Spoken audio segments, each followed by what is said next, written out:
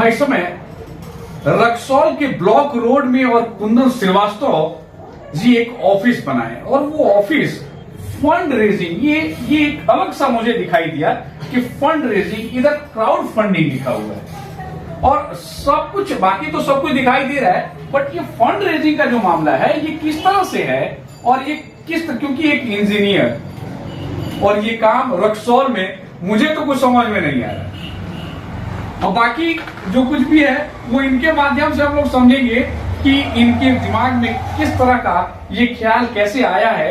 और ये भी सुनने में आ रहा था मुझे कि ये बहुत पहले से इस काम को करते हुए आ रहे हैं। ये काम बड़ा ही डिफिकल्ट काम है। वो इस तरह का कि बंदों से पैसा निकालना और उनके लिए निकालना जो जरूरतमंद है, वो जरूरतमंद जो चंद पैसे के लिए बेचारे बहुत परेशान हैं। जैसे एक छोटी सी बात मैं बताता हूं, आप देखिए, मान लीजिए कोई कैंसर पेशेंट और गरीब आदमी है वो, और उसके पास पैसे हैं नहीं कि वो अपनी इलाज करा सके। वैसे में वो क्या करेंगे? या तो खुद को, अपने आप को बर्दाश्त करना पड़ेगा, अपने आप को मारना पड़ेगा, अपनी जमीर को दबाना पड़ेगा।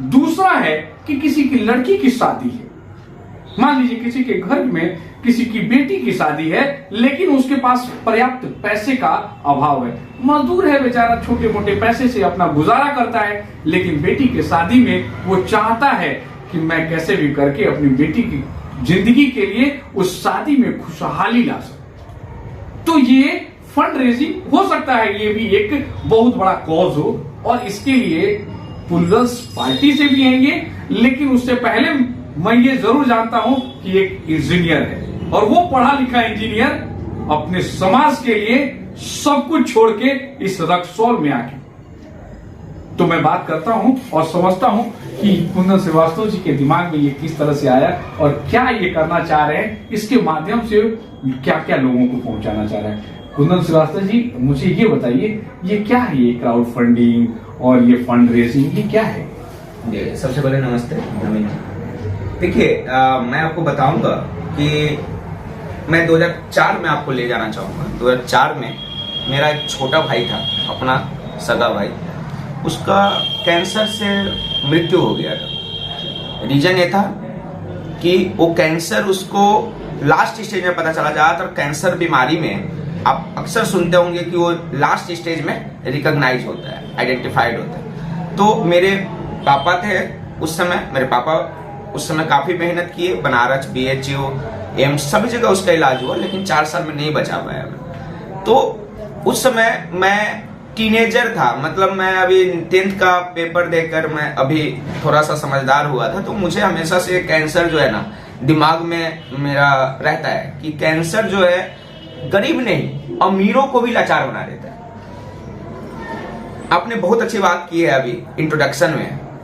मेरा क्राउड फंडिंग जो मैं फंड रेज कर रहा हूं पिछले 12-13 सालों में, उसका एक मकसद है कि अमीरों का पैसा उनके इच्छा अनुसार गरीबों में बांटना। ये होती है फंड रेजिंग, क्योंकि फंड रेजिंग में वही लोग फंड दे सकते हैं जो कम से कम जिनके पास 1000 रुपया होंगे, तभी तो वो 100 रुपया देंगे।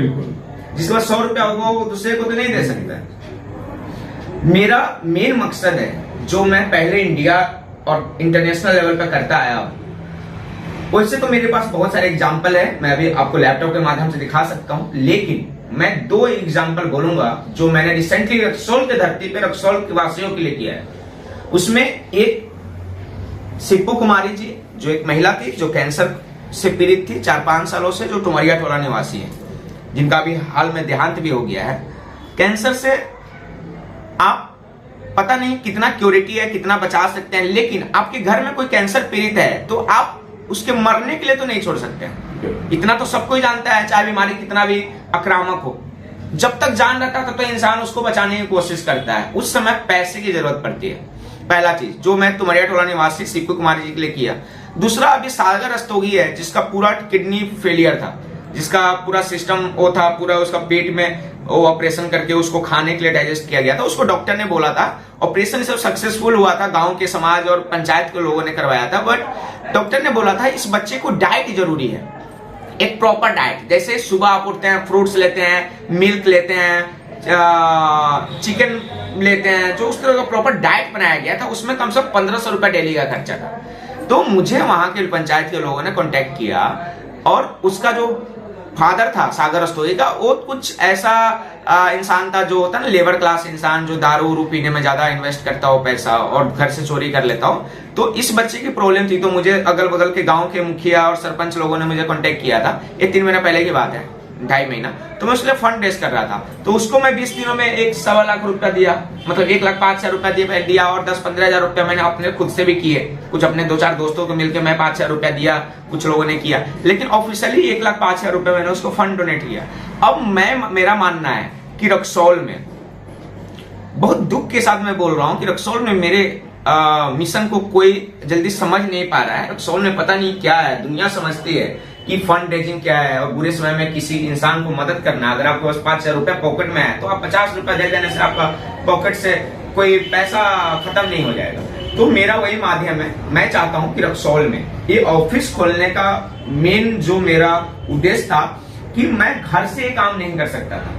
घर में हर किसी का परिवार होते हैं, बच्चे होते हैं, मेरे छोटे छोटे बच्चे हैं, तो मैं कंसंट्रेट नहीं हो पा रहा था। तो जो मेरा कंसंट्रेशन भी कर रहा था, इसलिए मैंने ऑफिस खोला। इस ऑफिस के माध्यम से आप लोग जैसे भी रक्सौल के या अलग अलग जगह के बुद्धिजीवी लोग हैं, पत्रकार गण हैं, इस सभी लोग से मेरी मुलाकात भी हो जाएगी, दिन रात कम्युनिकेशन भी होगी। और साथ में जो मेरा ये मानवता के लिए जो पहल है, जो मैं जरूरतमंद लोगों के लिए, मैंने जरूरतमंद बोला है, मैंने सिर्फ गरीब नहीं बोला है, जरूरतमंद में वो लोग भी आते हैं कि ऐसे ऐसे उदाहरण मैं बता रहा हूं फंड रेजिंग कैसे किया जाता है। मान लीजिए आप अमीर ही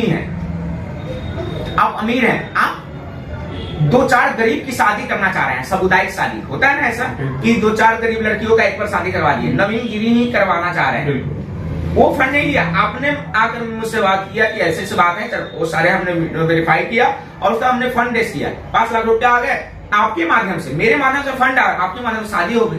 मतलब फंड रेजिंग में नहीं गरीब अमीर की बात है, फंड रेजिंग में जरूरतमंद की बात है, नीडी पीपल, हर वो इंसान जिसकी जरूरत हो वो फंड रेज कर सकता है मेरे माध्यम से।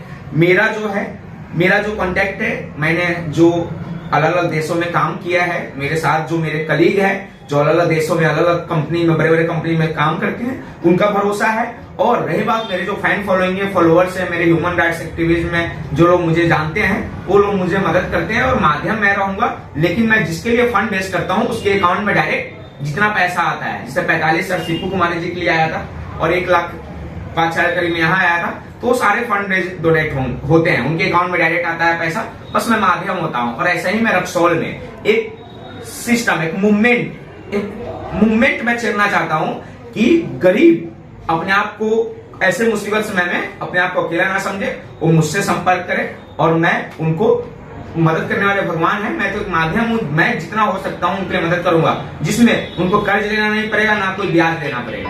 मैं आपको इससे क्या बेनिफिट मिलेगा? देखिए, बेनिफिट एक बहुत अच्छी बात आपने बोला। आप एक बात बताइए, आपके पास पैसा है, भगवान के दुआ से आपके पास सब कुछ है, और आप मंदिर मस्जिद या जो भी धर्म आप मानते हैं वहां पे आप 5 लाख रुपया दे देते हैं, 10 लाख रुपया दे देते हैं, जो आप डोनेट करते हैं। मेरा सबसे बड़ा धर्म मानवता है, तो मैं मंदिर मस्जिद में भगवान ही हमको पैसा देते हैं, तो हम भगवान को तो कुछ नहीं दे सकते हैं, मेरा मानना है। मैं चूंकि मैंने बचपन से पढ़ाई किया और मैंने वो दर्द तकलीफ सहा है, मैं भी एक छोटे परिवार से, मैंने वो हर चीज देखा है, ठीक है। तो मैं भगवान को देने वाला मेरी हैसियत नहीं है, तो मैं भगवान को नहीं देख के उनका बनाया हुआ गरीब इंसान को देता हूँ।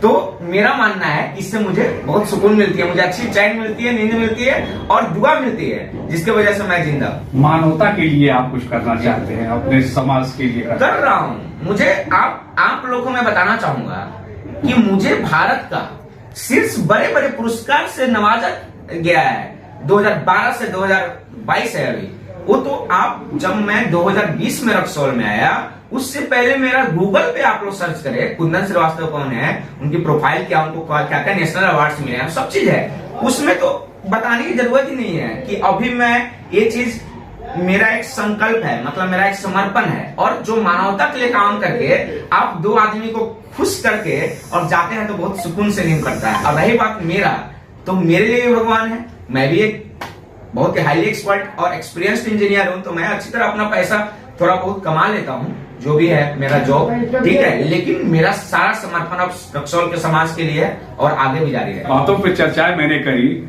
आप लोग बिल्कुल समझ गए होंगे। और मुझे नहीं लगता कि रक्सौल और रक्सौल के आसपास के लोग अब इतना क्लियर बताने के बाद अगर नहीं समझ पाए तो भैया बहुत मुश्किल है। समझिए इनको कि देखिए किस तरह से ये फंड रिलीज जो हो रहा है वो सीधा और सीधा कहीं अपनी अकाउंट में नहीं आता है इनके, और ना ही उसमें सिर्फ एक चेहरा है, ये एक माध्यम है ये। वो इसलिए कि कोई इंसान जो हमारे यहां जो इस तरह के पीड़ित कुछ जो लोग हैं वो ऐसा ना हो कि पैसे के अभाव में दम तोड़ जाए। चलिए मैं इतना ही बताऊंगा कि सब लोग जुड़े इनके साथ, और जहां तक हो सके इनको हर संभव, इनके लिए नहीं उसके लिए, उस मानव के लिए जिसकी जरूरत है उसके लिए आप लोग